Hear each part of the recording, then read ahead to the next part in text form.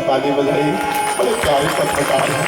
दुनिया के सारे पत्रकार तो हमें भड़काएंगे, लेकिन नारद सद्मार्ग बताने वाले पत्रकार कहाँ जा रहे हो? ध्रुव ने कहा जा रहे हैं। अरे कहाँ जा रहे हो भाई? बोले परमात्मा से मिलने। नारद ने कहा ऐसे थोड़ी ना मिलेंगे। जब इमली के 60 साल के पेड़ के बराबर पत्ते बराबर दिन हो जाते हैं तब परमात्मा मिलते हैं। तो बोले कितने होते हैं 60 साल के पेड़ में? आप इमली का झाड़ जानते हैं कितनी छोटी छोटी पत्तियां होती? बोले इतने पेड़।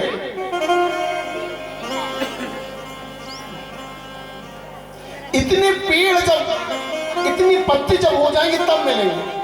तो छोटे से बालक ने कहा होते कितने? बोले वो तो गिने ही नहीं सकते।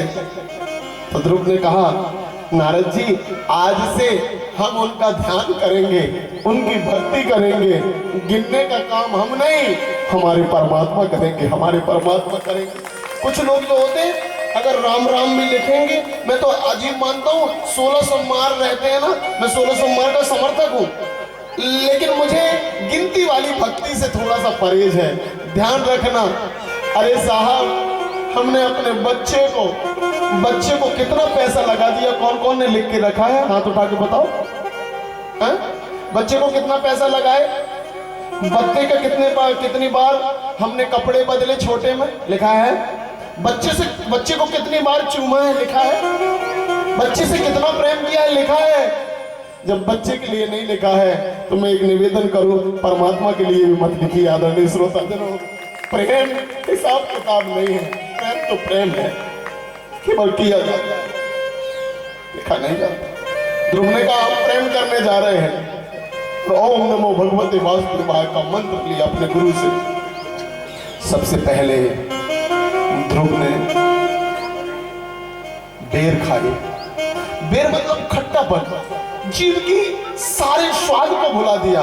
फिर ध्रुव जी ने बेर को छोड़ा। एक 5 साल के लड़का की बात कर रहा हूं मैं। और फिर बेर को छोड़ने के बाद जल पिया।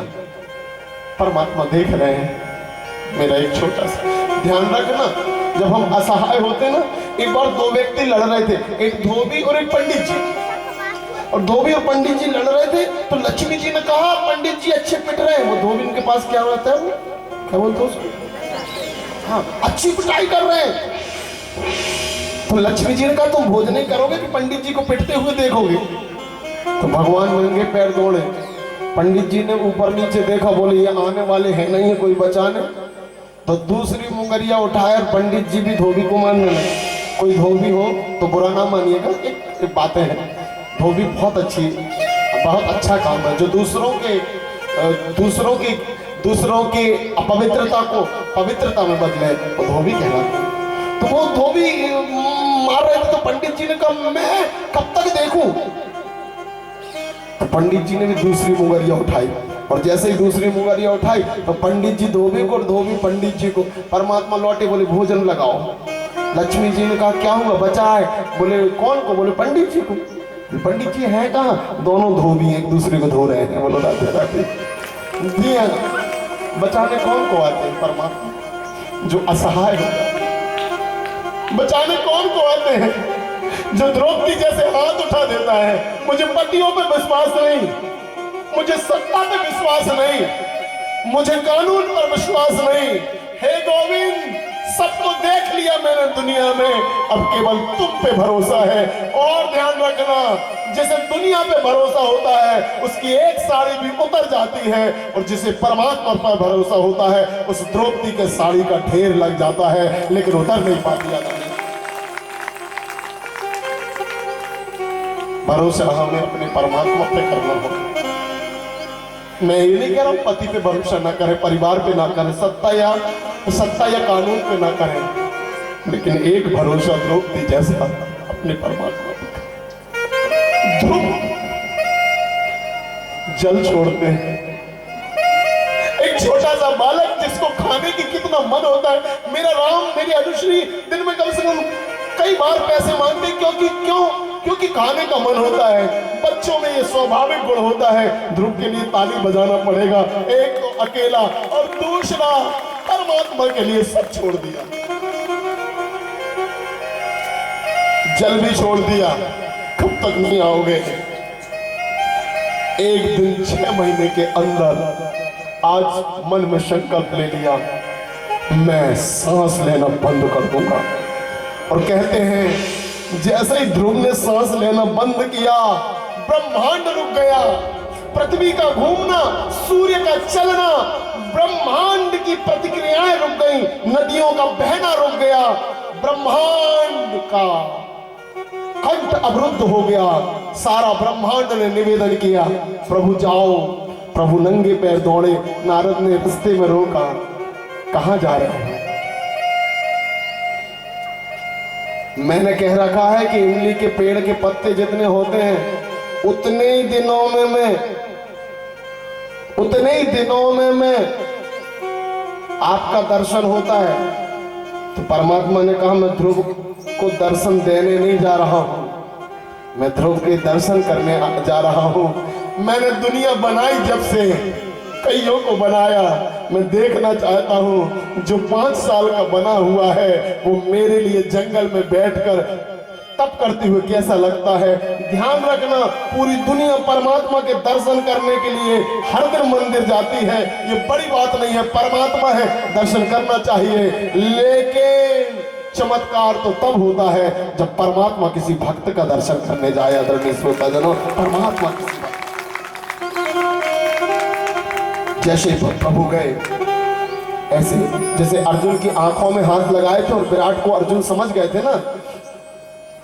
ध्यान रखना, इसमें कितनी ही एजुकेशन हो जाए, परमात्मा समझने में बड़ा देर लगता है, लेकिन अगर वो ऐसे कर दे ना तो परमात्मा समझ में आ जाता है।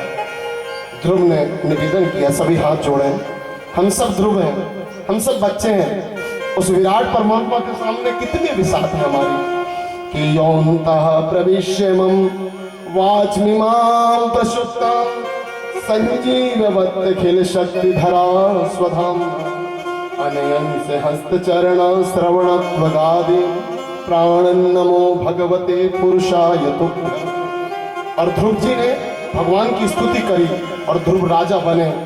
उत्तम यक्षों के हाथ मारे गए, उत्तम कितने भी बच्चे होंगे वो यक्षों के हाथ मारे जाएंगे। संसार में अमर कौन होता है? जो जीते जी अपने परमात्मा को पा लेता है, वो मृत्यु के ऊपर पैर रख के, जैसे युधिष्ठिर जी ने मृत्यु के ऊपर पैर रखे और सशरीर स्वर्ग गए, वैसे ध्रुव जी सशरीर गौलोक चले गए। बोलिए ध्रुव जी महाराज की। ये नारायण के नाम का चमत्कार है। अब ये कथाएं बताने का मतलब क्या है? इनका मतलब ये है, एक बात बताओ, रोटी कौन कौन खाता है? सब खाते हैं। काय की बनती? कई कह रहे हैं आटा की। आटा काय का बनता है? चावल का, अच्छा चना का। कईयों को तो ये भी पता नहीं। शहरी बच्चों से एक दिन मैं ट्रेन में जा रहा था तो 2 बच्चे बता रहे गेहूं कैसी फलती है। तो एक कहा, मुझे तो अच्छे से पता है। बोले कैसे? बोले पपीता देखा है? बोले हाँ। उसमें कैसे इकट्ठे दाने रहते हैं, ऐसे गेहूं का पपीता जैसा रहता है, उसमें गेहूं भरी रहती है। मैंने कहा अच्छा। बोलो वृंदावन बिहारी लाल की। ये स्थिति होने वाली है। सत्य को जानने का हमें प्रयास ही नहीं। हमें तो रोटी अच्छी लगती है, गेहूं का पता नहीं है कहां से आती है। ध्यान रखना, हम तो किसान के बच्चे हैं। गेहूं ये वही वाली है जिस दिन परमात्मा बने थे और सृष्टि बनी थी, वही गेहूं आज भी है, केवल नई प्रकट हो रही है। ऐसे ही वही आत्मा आज भी है, केवल नया शरीर धारण कर रही है, और वही अस्तित्व आज भी है, केवल नई परिस्थिति है। वहां पर वन था पेड़ों का, यहाँ पर वन है नेट का, अश्लीलता का, चैनलों का, और इसके बीच में जो ईश्वर को पा लेता है वो ध्रुव जैसा अमर हो जाता है। बोलो वृंदावन बिहारी लाल की। तो आइए, इतने सारे चैनलों में सबसे पहले तो अपने लिए ऐसे ऐसे ऐसे देखो, थोड़ा पीठ ठोक लो। मैं बार बार इसलिए ठोकवा रहा हूँ, आप लोग त्यागी हो। विश्वामित्र जी तो एक मेनका में बहक गए थे।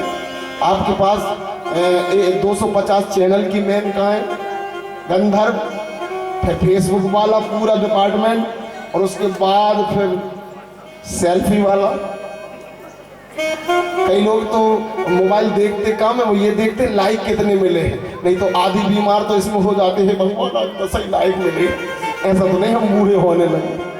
श्रीमन नारायण नारायण नारायण भजमन नारायण नारायण नारायण श्रीमन